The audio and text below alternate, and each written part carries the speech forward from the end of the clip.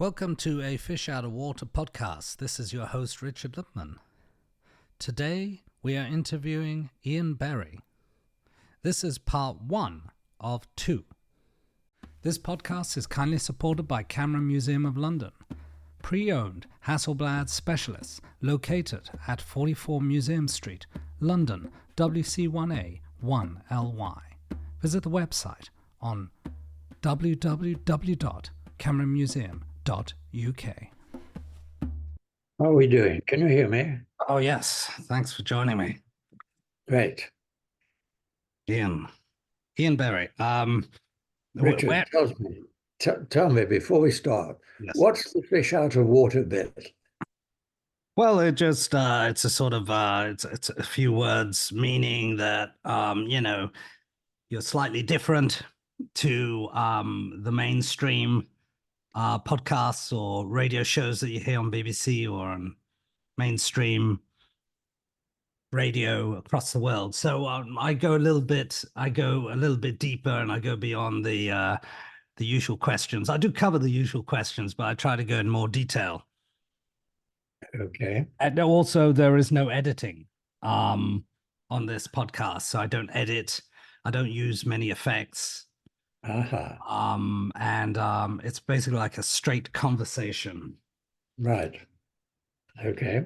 About people's lives and careers of note. So far away. Can you tell us your name and profession, please? Yes. Hi. I'm Ian Berry, and I'm a photojournalist. Can you tell us what your motivation is as a photojournalist? Well, it's kind of changed over the years. I started out as a sort of chasing around the world, covering news, that sort of thing. And then into purely magazine sort of photography, documentary stuff. And as the whole print world has changed in recent years, one has to a certain degree, adapt. So I'm now moving into just doing books. A cup of tea was a good idea. I didn't think of it. Do you want to you can. I do document. I do my own stories now. I'm a member of a group called Magnum, and that has changed over the years. And I've somewhat changed with it. Forgive me, I've recovering from a cold, and so I'm a little bit hoarse. So I've just had a book out the end of last year called Water, which was a project I'd been pursuing for some years. As a Magnum photographer, as a photojournalist, I've always, done the routine stuff to make a living, the assignments one gets from different magazines and so on. But in between, I've always had a major project in the background. In my early days, my project was South Africa. I was fascinated by South Africa. And then by accident, I started off really thinking about how water is involved in different religions. However, that sort of started to narrow down a wee bit. I did a few, South Africa, India, Baku, places where it was involved. But things started to change, and water itself became, without any other involvement, became more important, and more important for me anyhow, with the whole present day climate thing sort of building up. And I shifted purely to water. but it sort of has proved to be a very expensive project because I've been running around the world, sailing up and down rivers, the Yangtze, the Mekong, the Mississippi, the Nile, goodness knows where, Yeah. and doing quite a bit of work in Central America, Africa.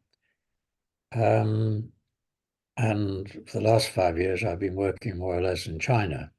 Mhm. But uh, thanks to Mr. Johnson and political relations between China and Britain having changed, I had a major shoot coming up, and I got a word back from the sponsors saying they've been advised by their government not to use any American or British photographers, or not to support any American or British photographers. And all the arrangements that they'd made for me just fell into a hole. That was it. Who were you sponsored by? I'm not going to mention that because I'm hoping to start again. I'm hoping that our relations with China will improve. Um, it's one of the most fascinating countries in the world for a photographer, for a lot of reasons. The Chinese differ amazingly between, you travel 100 miles or 200 miles in China, and the people are totally different. Um, it's The other thing is, of course, that they normally welcome photographers. They're, very open to being photographed and so on, because, almost every Chinese person has a camera or a phone on them, and they're going to photograph you first anyway. So, there you go. Does I that mean, differ to, for example, back in the 60s in England, it was easier to photograph. Now, is it much more difficult to photograph strangers and get access into places? well, the first book I ever did was when I came back to live in England, and it was a book called The English. Um, I, I, I was living in Paris prior to that, and Robert Frank did The Americans, and it was a great book, but I felt it was a bit of a road trip rather than, looking at the whole population. So I got the first grant from the Arts Council and used the money to potter around England shooting the English. And I suppose, I don't know how long I took on it. I should have taken longer, really, but I spent about 3 months. Hmm. And I didn't have one person sort of say, "What are you doing?" or "No," or I mean, the Brits tend to look away and pretend they haven't seen you anyway. That's the nature of it. I had a publisher approach me about a year ago and asked me if I wanted to reshoot it.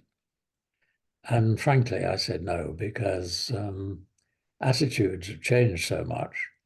I mean, you can't photograph a kid in the street anymore, or some woman a mile away down the street will start screaming pedophile or something, I mean, it's just, Mhm. whole thing has changed. Um, and so it's more fun to work in countries that are more amenable. Right. Um, I'm gonna move towards your childhood. Was there something in in your early life that motivated you to, I mean, were you a lonely person? Because photography is quite a lonely kind of profession, right? Or unless you have It is. assistants and team. Yeah, you're very right. You can't, it's almost impossible to work with somebody else. I mean, I've kicked more journalists in the crutch than anybody else, I think. But I, I initially wanted to be a journalist.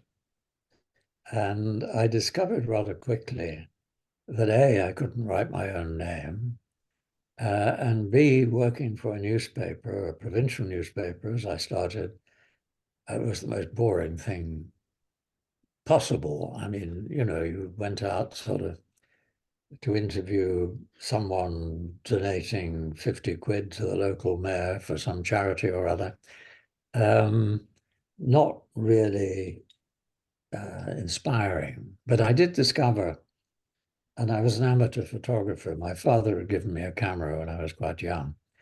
And in the long run, it's much better to be a photographer um, because you can tread your own path. You can do more or less what you want. Um, and there are far fewer limitations. I mean, if you're a writer and you're not good enough to start, doing your own books, forget it. Otherwise, you wind up as a hack on a newspaper, and that's your lot, really. I mean, when I came back to England, um, a friend introduced me to the Observer, or the Observer magazine, and I was the first contract photographer for the Observer magazine, and I spent 5 years doing that. And I saw there what it was like to be an elderly journalist. And so I was quite happy that I'd chosen a different career. How did the Observer judge your work?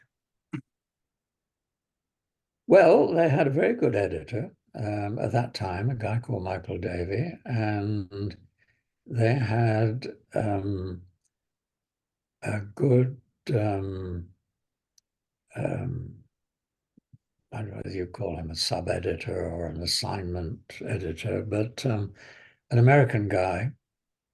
I can't remember his name now, Margolis, I think, from whom I learnt a lot, even though I'd been a photographer for a number of years.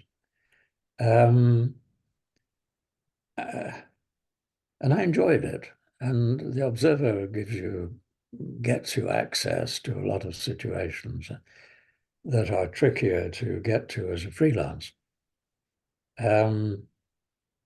So I've shot a lot of personalities and portraits, goodness knows what. And in those days, the Observer would send you to Canada to drive a car from coast to coast. These days, I ran into a young fellow the other day at a gallery opening, and they want you to do something like that in half a day now and pay you peanuts. So times have changed. When you began taking photographs, were you developing your own film? Did you Oh learn yeah, film technique and oh, how? sure. In those days, you bought bulk film, you loaded your own cassettes, you processed your own stuff, you printed it. No scanning, obviously, and the magazine or paper print would go to press from your prints. Was there a deadline? Did you have to submit something on the day, or would they give you a few days? You nearly always had a few days. I gave up. Well, I worked for the Sunday Times in Johannesburg for a short time, and that was pretty boring, actually, because you worked a shift, and if you got the late shift, it was going off to the newest art opening or something, and photographing a couple of ladies knocking back a glass of champagne and admiring the art or whatever. And then you had to come back and hand it in for the next day's paper. And then I had a great stroke of luck. I mean, for a photographer, luck plays an enormous part in your life. I heard that a guy called Tom Hopkinson, who had been the editor of Picture Post in this country. You're probably too young, but Picture Post was a sort of Time Life magazine. Mm. And he was coming out to South Africa to edit a magazine called Drum, a magazine for Africans. And I kind of thought this was the opportunity to learn something about magazine photography rather than newspaper photography. And when he arrived, I sort of harassed him until he gave me a job. And it was a great experience. I learned an awful lot because obviously from the magazine point of view, but also from the point of view that he had worked with in his time at Picture Post with some of the more famous Magnum photographers. And after a while, neither of us got on very well with the owner of the magazine for various reasons. And he had introduced me to Magnum when I decided to quit. And in fact, he himself left shortly afterwards. But he was terrific, and I traveled around with him quite a bit to the Congo during the early problems in that part of the world in West Africa. The magazine Drum had an East African and a West African edition. So I went to Nairobi, East Africa, and also to West Africa to work on stories for them. He was terrific. It all really came to an end when, on my day off, Tom called me and said, could I go out to a place called Sharpeville? He'd heard that some guy had been shot, and there was an African photographer, Peter Magabane, and I was the white photographer, as it were, because I could do things that he couldn't, and vice versa. And he said, could you go and have a look? So I did. And when I got there, essentially the world's press was more or less there already, you know, Time Life local correspondent and the agencies and so forth. And I'd only been there a short time. The guy who'd been shot had been taken away. And a whole stream of quasi-military vehicles arrived and headed into the township. We were outside. In those days, as a white, you needed a permit to go into an African township. And of course, none of us had permits. But I had a little bit of experience of doing that sort of thing. Anyway, everyone leapt into their cars and followed this military convoy. And shortly, just inside the township, the leader of the convoy came back and said, if you don't get out now, we're going to arrest you. So all but three of the cars, three of about eight, I think, mostly foreigners, didn't really know what was going on, didn't want to be arrested, and left. So three of us continued briefly, and the guy stopped again, came back, and sort of warned us again in a more serious tone, and the other two cars quit. I was with a journalist called Humphrey Tyler, and we both had a bit rather more knowledge about township life and so forth. So we said, well, we push on quietly, which we did. We arrived at the police compound where all the vehicles had gone in. And I told Humphrey to take the car and hide behind the police station, which he did. So I then started wandering amongst this. Stop me if this is really getting boring because it goes on. Fine. I'm looking at pictures. Yeah. Your picture. Yeah. South Africa. I wandered amongst the crowd, and there was I don't know how many people were there. I'm not very good at judging crowd, but not more than 1,000. And I wandered amongst chatting to people and went up to the fence of the of the compound. And I kind of thought, I was having chatted to people, I thought there's nothing going to happen here. We might as well leave. So I wandered back round to the car and was chatting with Humphrey. And I don't know, suddenly shooting started. So I leapt into the field and people were running towards me. I have no idea whether they were, I thought the police were just firing either shots over their head or blanks. Never occurred to me they were actually shooting people. Anyway, in those days, I just had two Leicas with a wide angle and a normal lens. And what, 28 and 50? Yeah, well, actually, I think 35 and 50 at the time, but it was later that I acquired a 28. But anyway, I ran out of film on the 50. So all I could do was photograph the people running towards me with a wide angle lens. And as a result, there were no great pictures. There's one picture which wasn't too bad of a guy running towards me with his coat over his head, as though to fend off the bullets.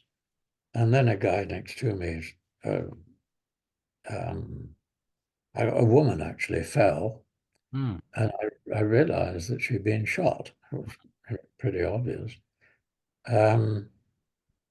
So I got down in the grass and went on shooting.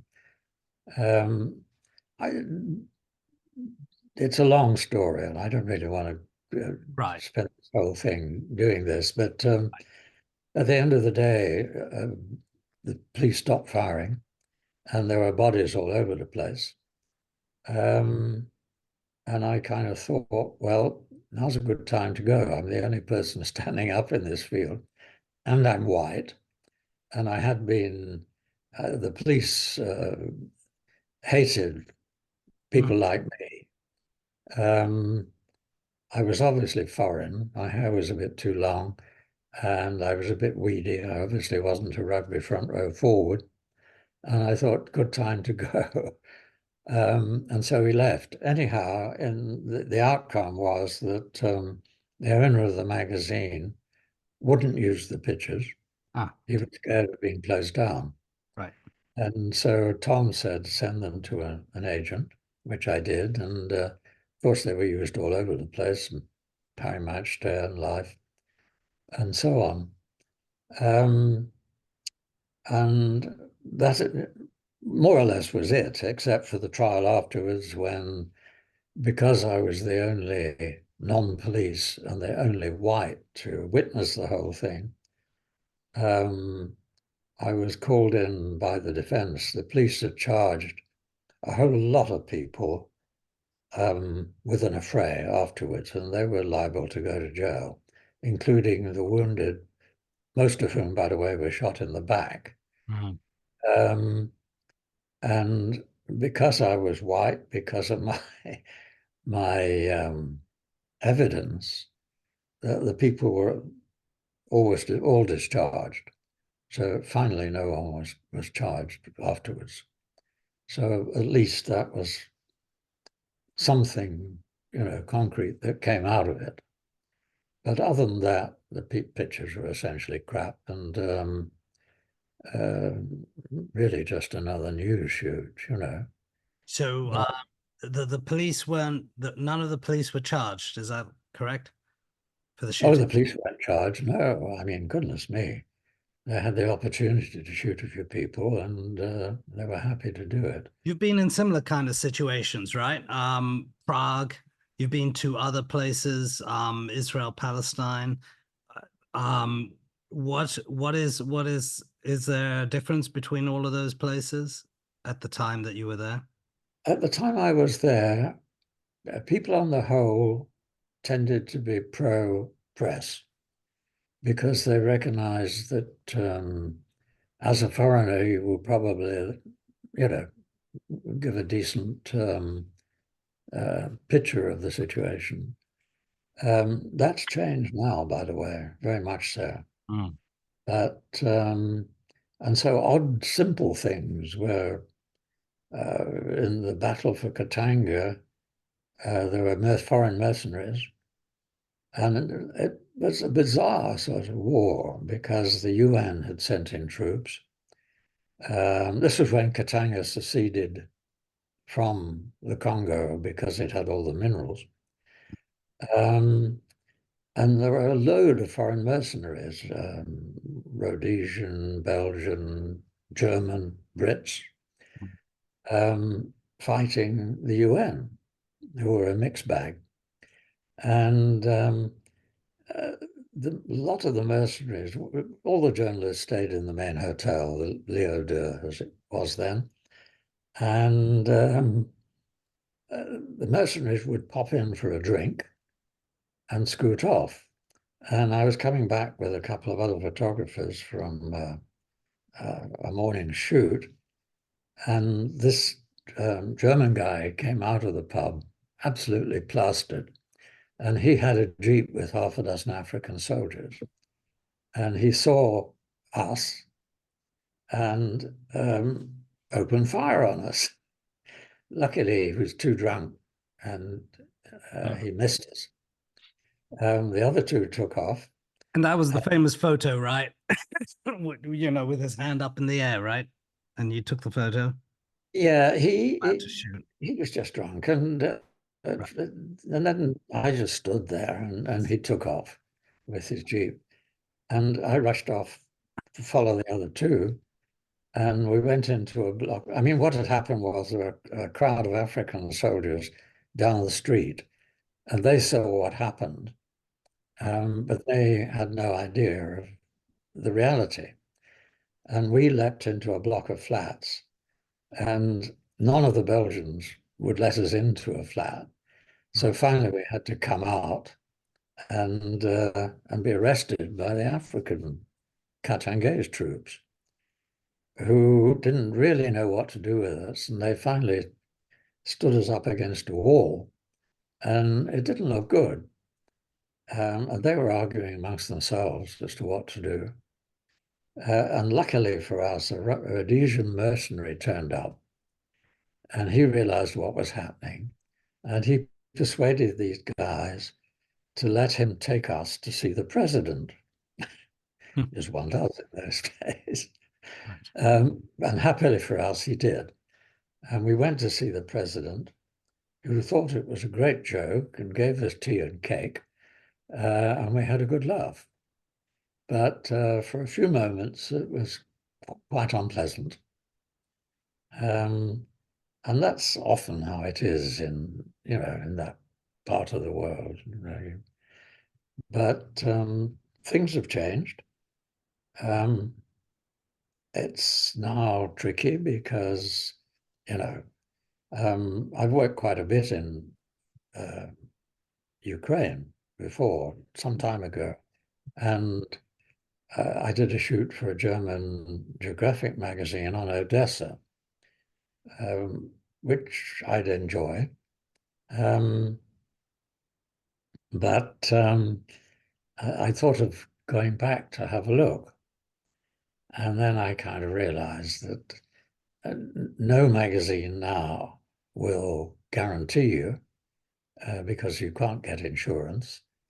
It costs you a fortune to work there because you need an interpreter, you need a driver, and so on.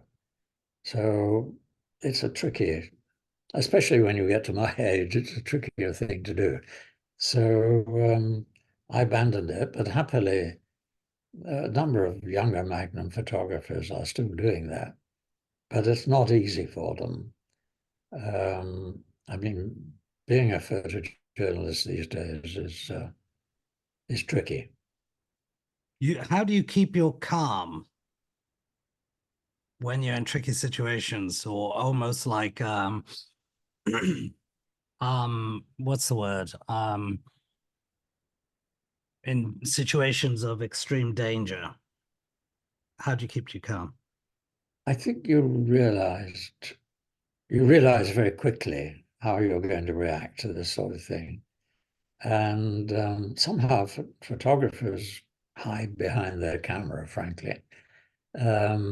It's like photographing someone who's wounded or an operation in a theatre. Um, if you just go in and see what's happening, it's not very nice to watch someone being cut open. But if somebody's shot next to you, it's a different thing altogether. And indeed, I spent some time doing operations, and I did a shoot for Pfizer. And or even earlier than this, I photographed a doctor in Zululand, and he said you could come and photograph the operation. And I said, it's okay. And I walked in there, and he started to operate, and I was out of there in about 2 minutes, shouting for coffee, you know.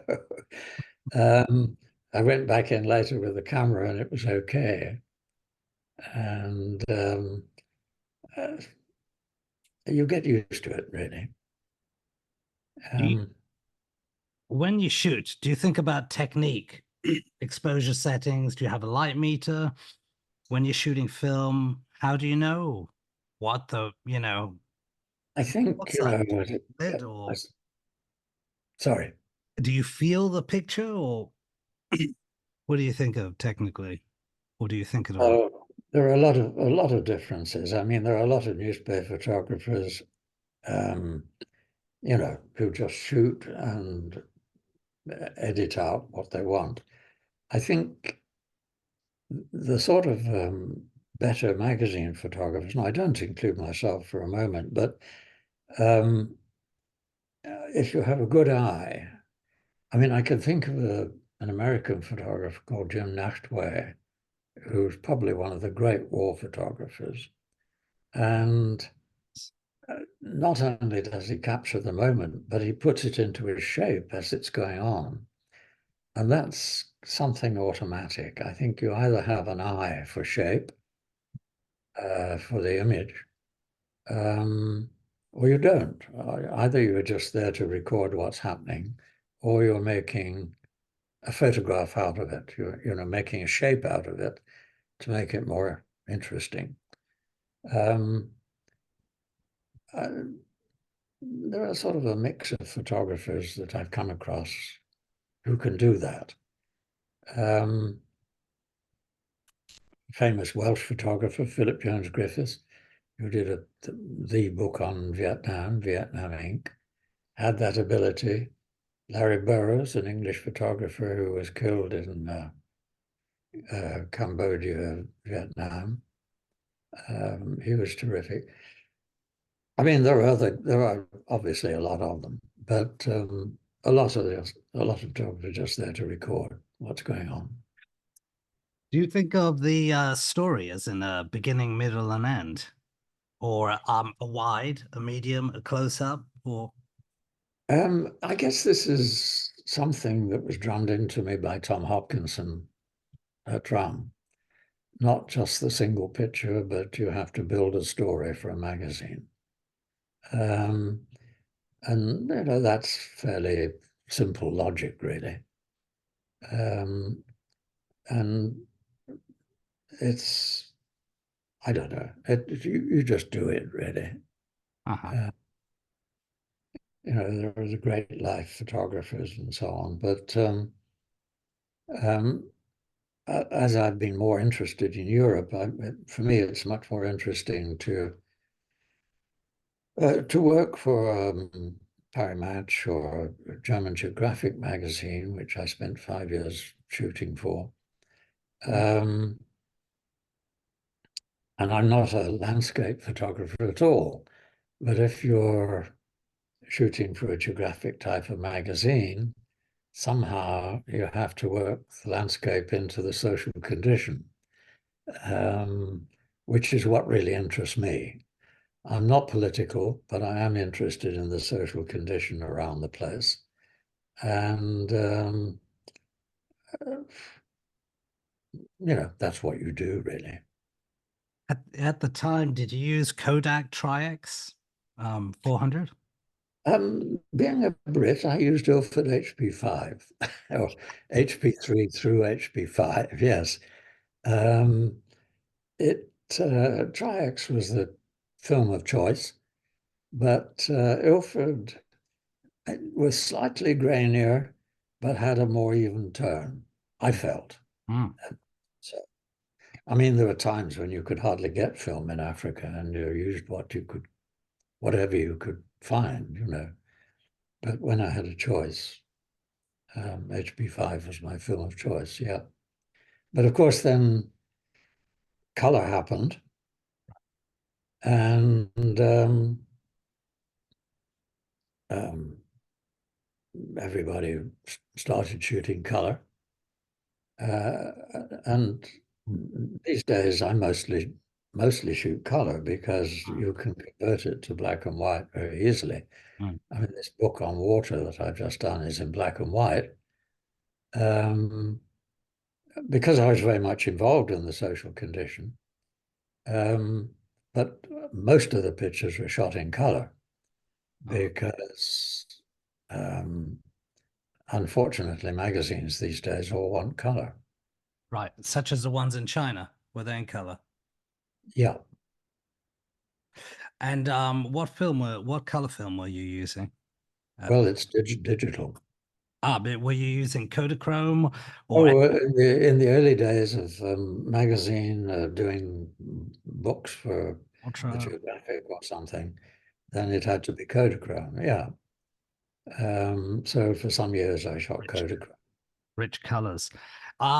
Okay, so if all right, I'm going to take an interval for 10 minutes because the Zoom timing is going to finish soon. It would be great to speak for another 20 minutes to discuss um, your years at Magnum, and you'll talk about the work you did there and the interaction and the relationships. So I could send you another link Okay. for 10 minutes or so. Okay, fine. Thank you, Ian. Thank you. All right, let's do Bye. that. Cheers. Speak soon. How are Here we we are. doing? Yes. Great. Let's continue. Can you remember the day you joined Magnum? I'm lucky if I can remember the year. I think something like 1962. I was then the youngest. I'm full member. Now I'm the oldest full member. So And it's been a what do you remember of the day? Do you remember meeting anyone? Being yes. somewhere? Where?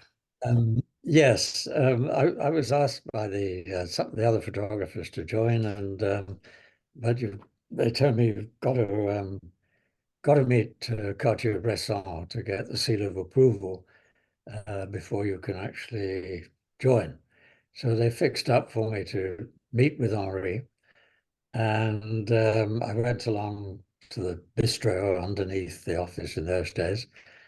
We sat down, and I thought, I mean, no Frenchman drank tea in those days, so I ordered coffee. Henri ordered tea. Um, I showed him my prints, and he just flipped through them, um, and he left. And I went back out to the office, and they said, "Well, what did you do to him? He hates you." I told them, and they said, "Oh no, for God's sake, you know, he doesn't want to see prints. He wants to see contact sheets. He wants to see how you think." Um, we'll fix another meetings, which they did. And I went back to see him, and I ordered tea. And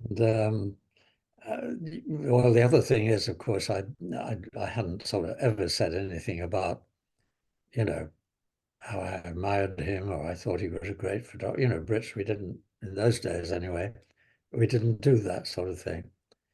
But anyway, I went back and I showed him my contact sheets and flattered him a little bit. And I was in Magnum.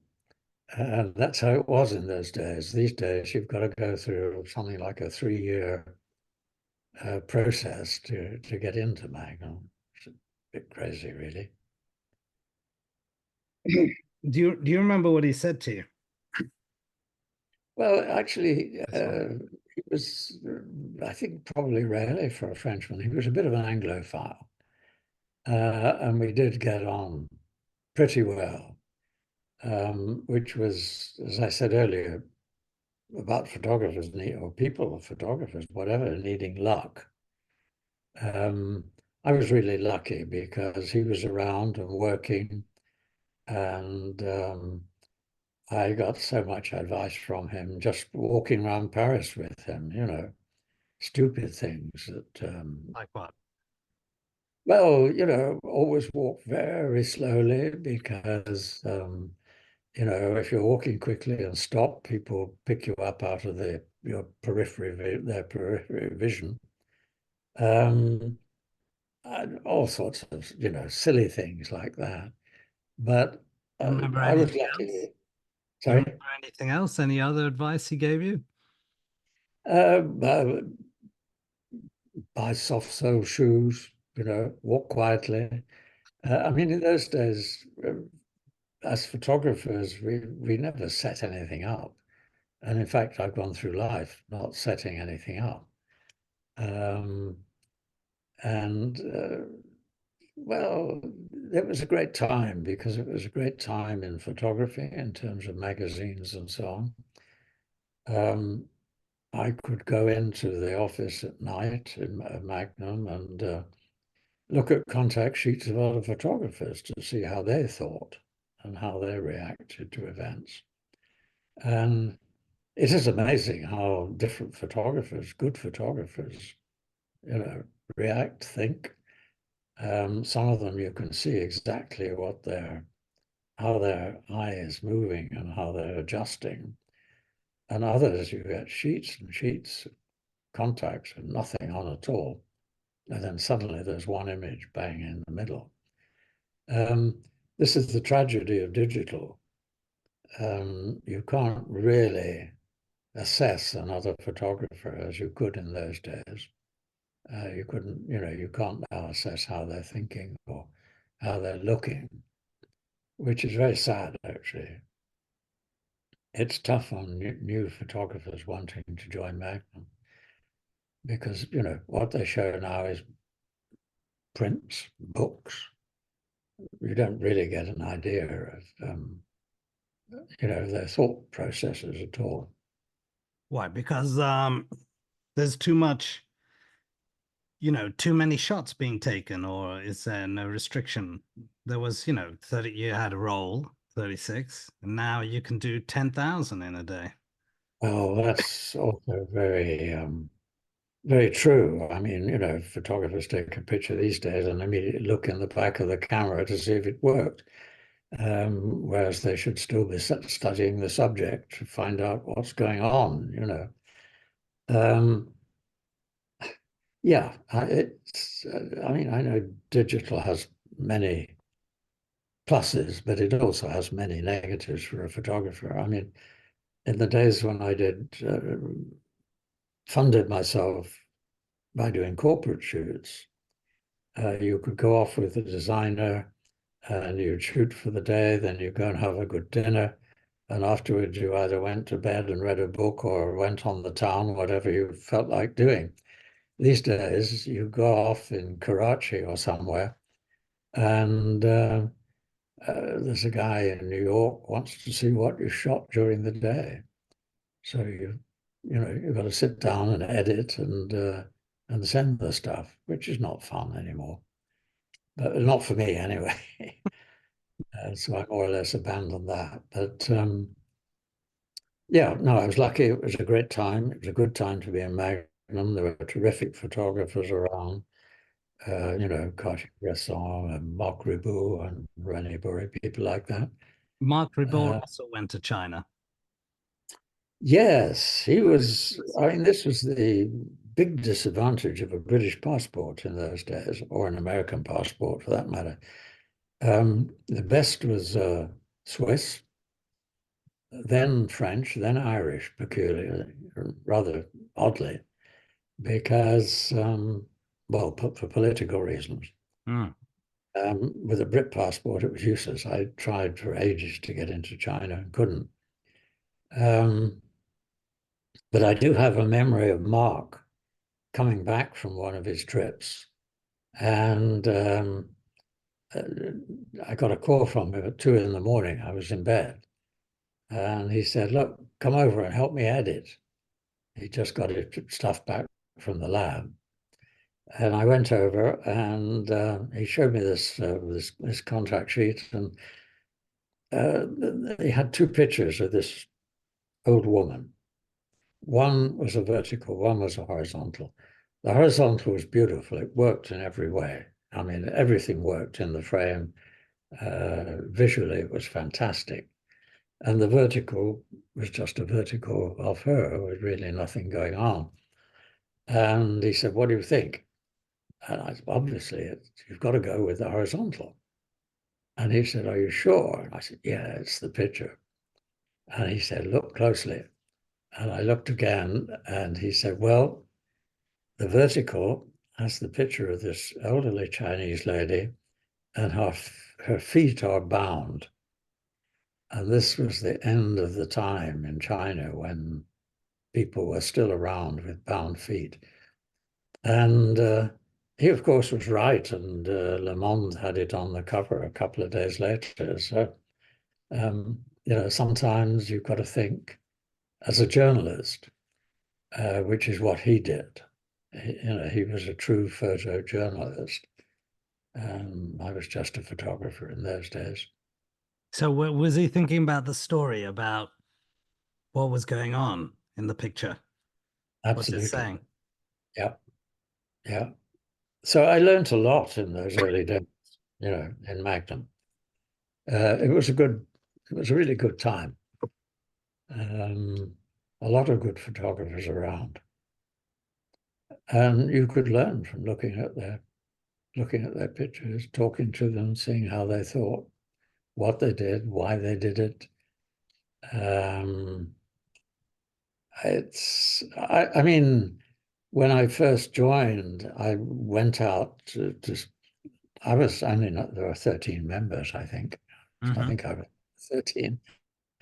And I went out and had dinner with each of the members as they passed through Paris.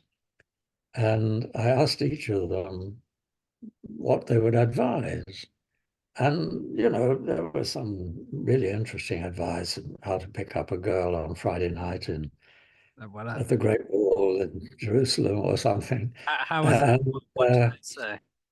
That sort of advice, But I sat down with Elliot Derwit, and he thought about it for a bit, and he said the one thing is never give up your copyright.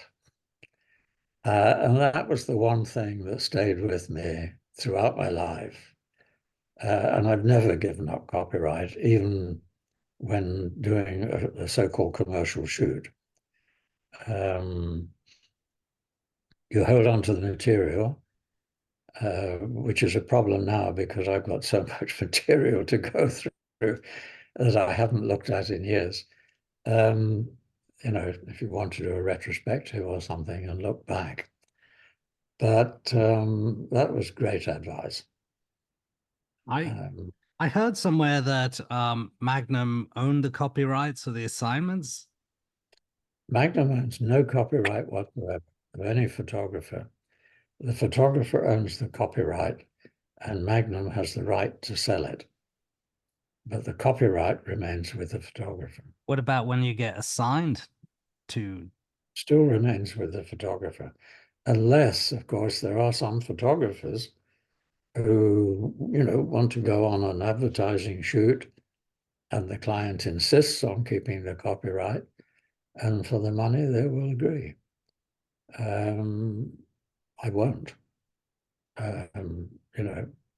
As a result, to be honest, I've done very little advertising photography. But normally, if you're doing a corporate shoot, even if you're shooting with someone, like Pepsi-Cola or Pfizer or someone like that, they will let you keep the copyright but they will want exclusivity for 3 years or something. But they're more open than advertising. In 62, did you sign a contract with Magnum? Yeah, yeah. It was based. I can't remember what it said at this point, but I did.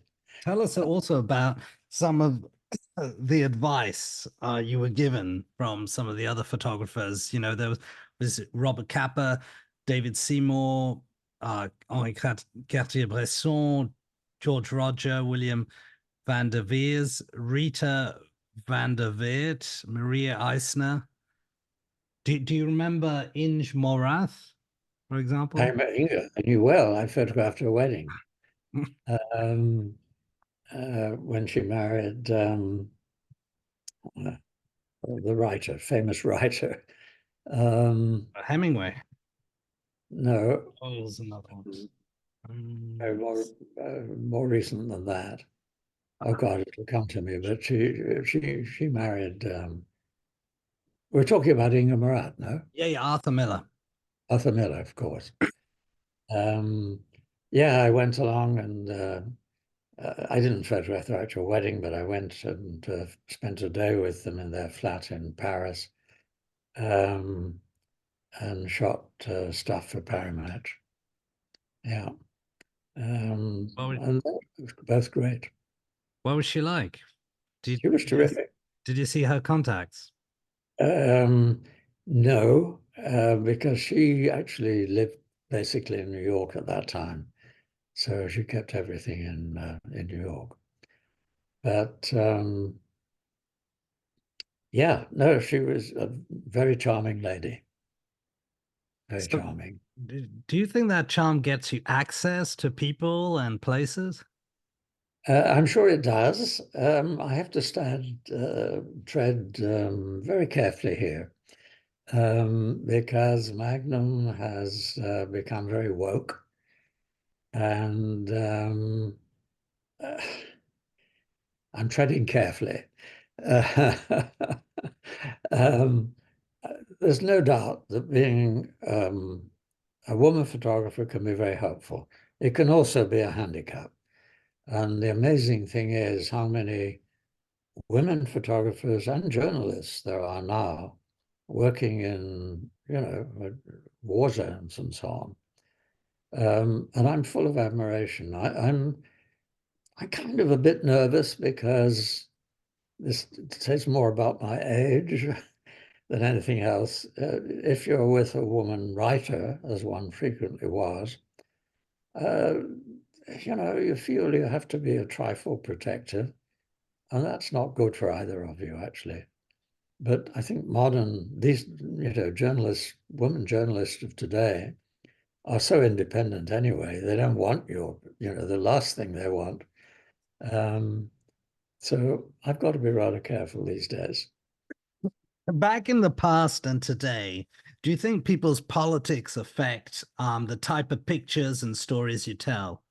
Has that always existed, just in different ways, or was it more nuanced? Yeah, it's always existed. I mean, I've never been a political person, but as I've said several times, I am interested in the social situation. And, it's, but it works curiously. Just after I moved to Paris, Paramount asked me to go and photograph Le Pen, him. Right. And I went along and I photographed him and I said I'd just come from South Africa and he assumed I must be a South African. And we got on like a house on fire. We didn't talk politics, but we talked about life. And then I went back and we took the pictures into Match and I went in. And they had an absolute laugh because they had assumed, having just come from South Africa, that I was an African and that I was a black photographer.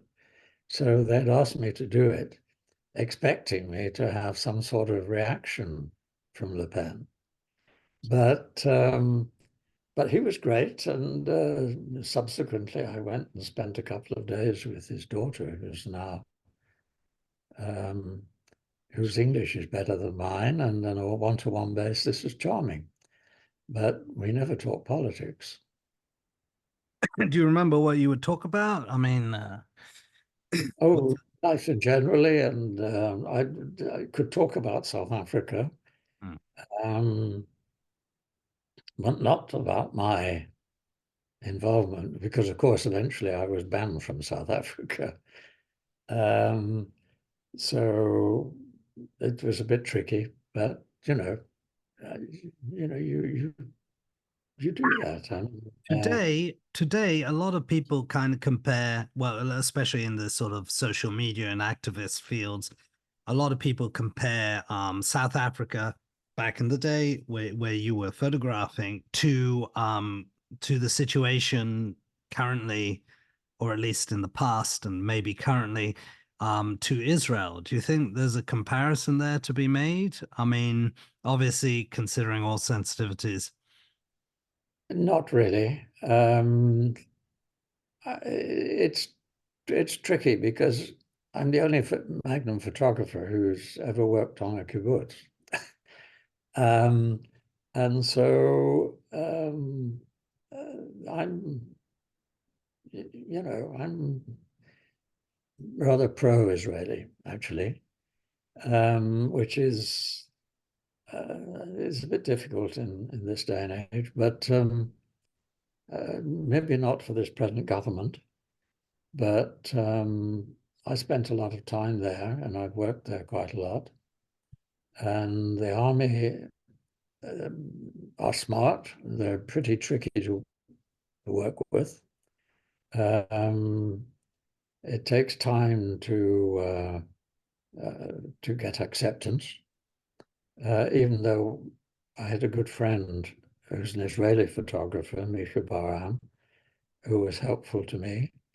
But even with his help, initially it was tricky.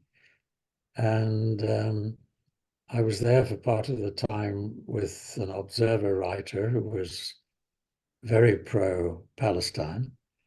And so that was a difficult uh, balancing act to sustain. But there's no real comparison, no. I mean, one can say what you like about the West Bank and so on. And, I think one could be critical there. And this is one of the tricky things. If you go as a photographer and, you've got different experiences in your life, you still got to go with an open mind and look at both sides. Mm. And sometimes that's tricky. But you do your best. Was it easy to photograph people there, or were there Oh, sure. restrictions? Yeah. I mean, never any problem with either the Palestinians or the Israelis. A bit similar to South Africa, because if you were an obvious foreigner, you were more easily accepted. And I guess I've been a foreigner wherever I've gone. So it's always a help. What about today? I mean, are you into taking photographs as portraits with people being aware, or do you take photographs while people are unaware? Unaware for the most part. I'm one of the few photographers around who uh, photograph in that way. And also, I never crop my pictures. Hmm. So, sometimes you have a great moment, but it doesn't work as a shape. Right. And so that's it, really. What's a shape? I understand Bresson never cut his cropped either. Uh, No. what's a shape in a picture, according to? Well, it's the balance. I mean, it's how it works. You have an eye, and if I was photographing you now, you'd have to move a bit to that way, or I would have moved this way to avoid the mic and so on. But you make a shape out of everything visually. I mean, that's what it's about, really. It's not about setting things up and, I never set anything up. You've got to look at life as it is. Otherwise, you're just getting the opinion of the person you're photographing. You're seeing what they want to show. Oh yes, that's a great way of putting it. Do you think there's more of that today? More setting up, Oh yeah, yeah, very much so. even at Magnum? Do you Oh think? yeah, yeah. It's changed enormously. I mean, it's understandable. The younger photographers have no connection anymore with what's gone before, and they're living in today's market, and that has changed dramatically, and they have to make a living. So, yeah, who am I to condemn them? It's a tough life. Mr. Bresson, once I think I read somewhere that Wells talking about photography. Firstly, apparently he wasn't one to give so many tips in interviews about the photographer, but he did say that sometimes as he was taking street photography, he's like a dancer. So he's moving around with the camera slowly, but kind of Yeah, discreetly and with a long coat as well. yeah, yeah. And it's something that I mean, David Hemmings the actor once accused me of doing the same, which you're not aware of. But, if you are in a situation where the subject knows you're taking photographs, you have to move yourself apart from the scene, and let them be involved in what they're doing. It's part of the game. Oh, so you think that's maybe the trick of getting that story because you're getting something a bit more genuine. Yeah, you get to see really what they are, where they're coming from, what sort of life they lead. Um, it's always difficult to go and photograph a famous writer or Mm. in their home because you've got to talk a lot before they get relaxed, and you've got to get them less conscious or aware of you, have them doing something completely different if you can. I mean, some you can't do that, but Going back to the 60s, did you also speak with Robert Capa and see his shoot? when I joined Magnum, Carper, Werner Bischoff, um, and Jim Seymour were all gone. They were all dead. There was only Cartier-Bresson and George Roger left. And George went through a period of not being well shortly after I joined. So I only got to know him later in life.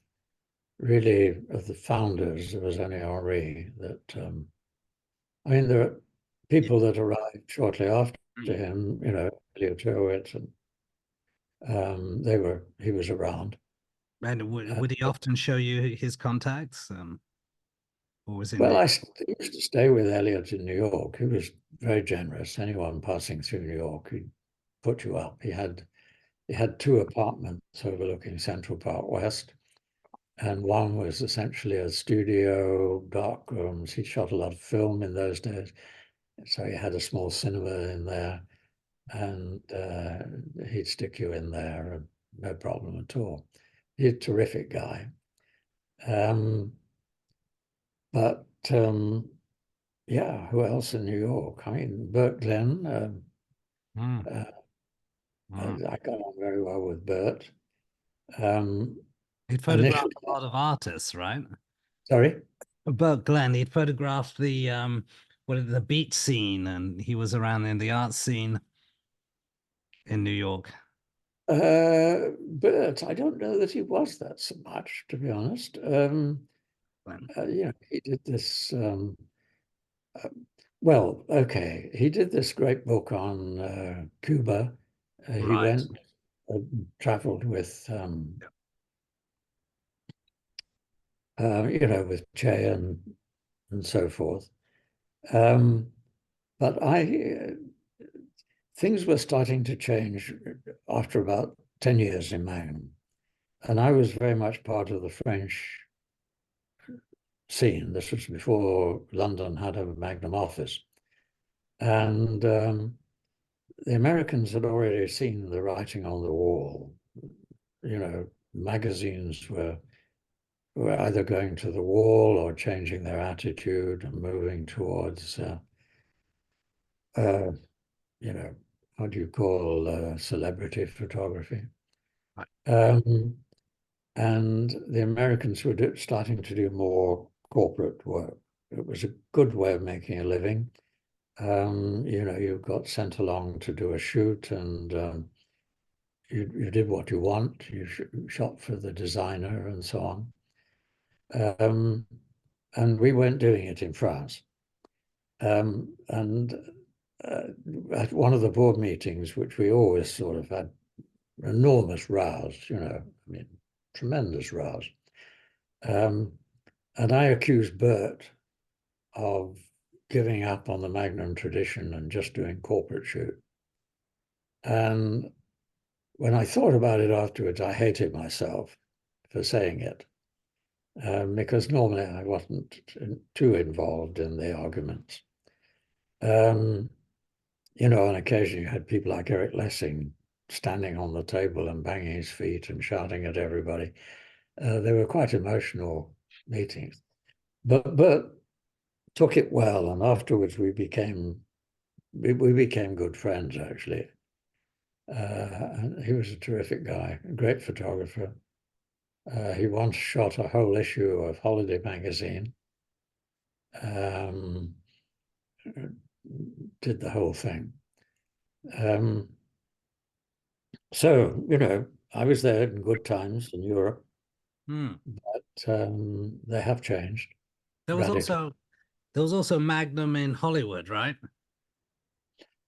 Yeah, I shot on a couple of films. I sort of became briefly Yul Brynner's personal photographer. And I shot a couple of films for him, and a few other films, which I'm less amused by now, looking back.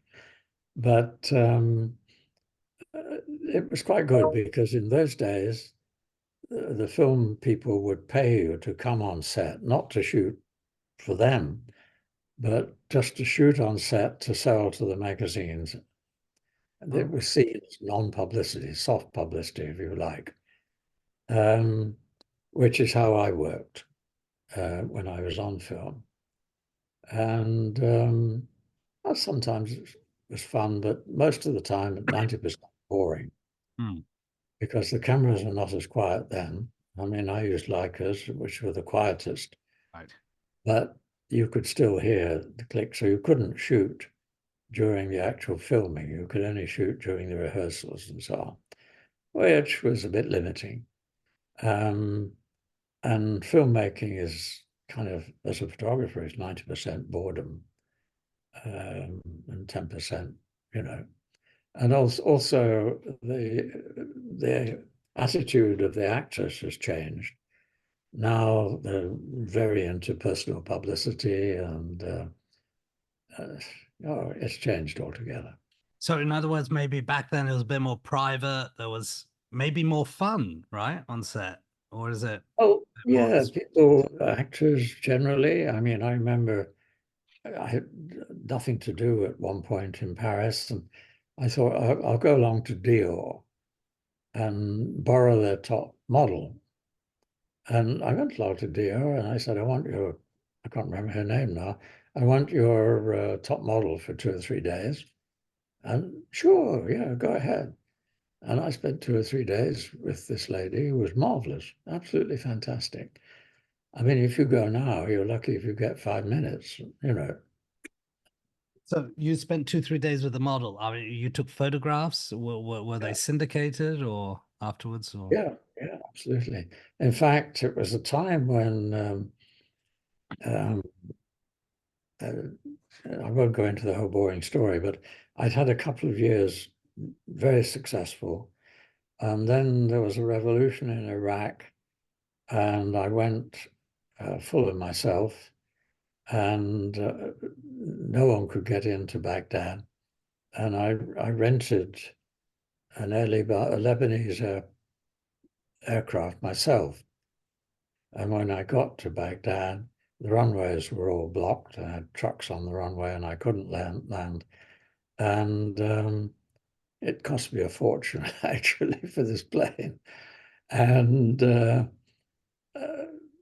so I didn't, I needed money.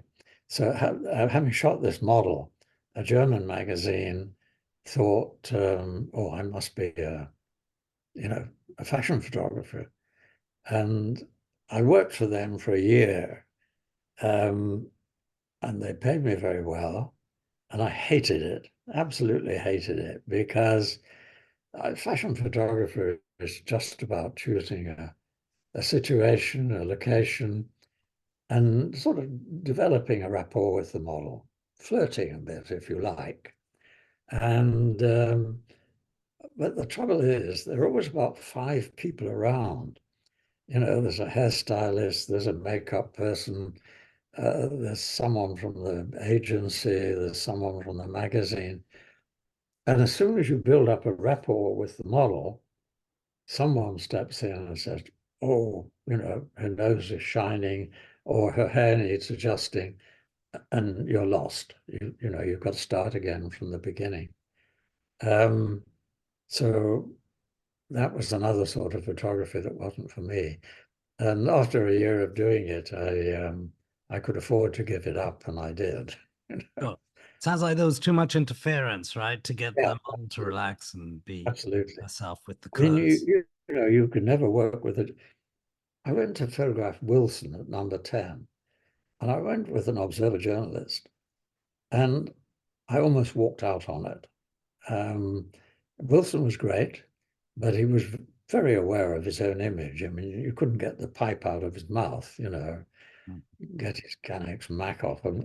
I mean, he was totally, but pleasant enough with it.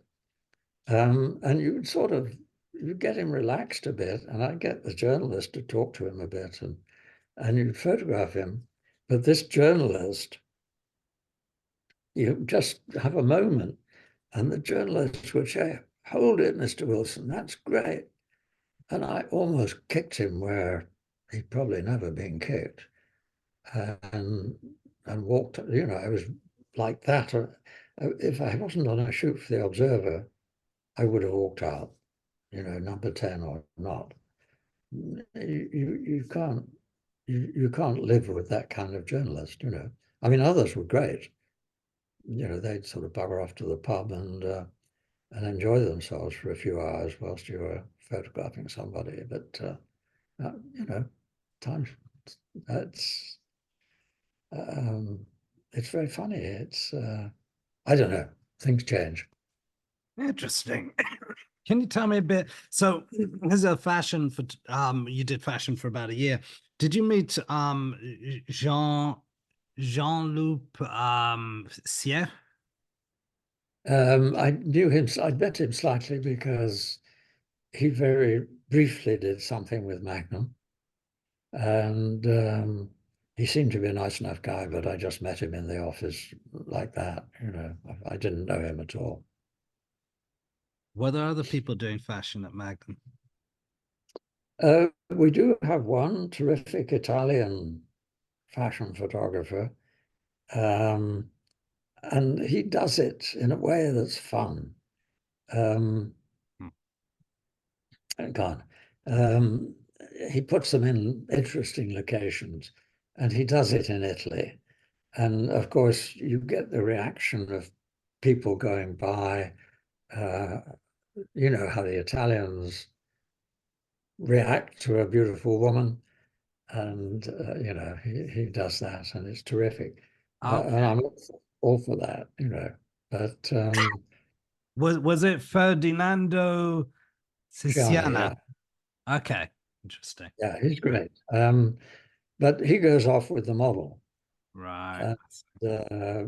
He won't have anybody else messing about. Okay. And he's well known enough in Italy and good enough to do that. Can we pause? Can I call you back in 10 minutes and then, we'll do the last session if you don't mind, of the interview then. Okay. Can you make it 20 minutes? 20 minutes. Perfect. Terrific. Speak soon. Thanks soon. Cheers. I'll See send you. another email. Thanks. This is a Fish Out of Water podcast. This is your host, Richard Lippman. Thank you for listening, and should you have any questions, comments, or suggestions, please get in touch. This podcast is kindly supported by Camera Museum of London, pre-owned Hasselblad specialists located at 44 Museum Street, London, WC1A 1LY.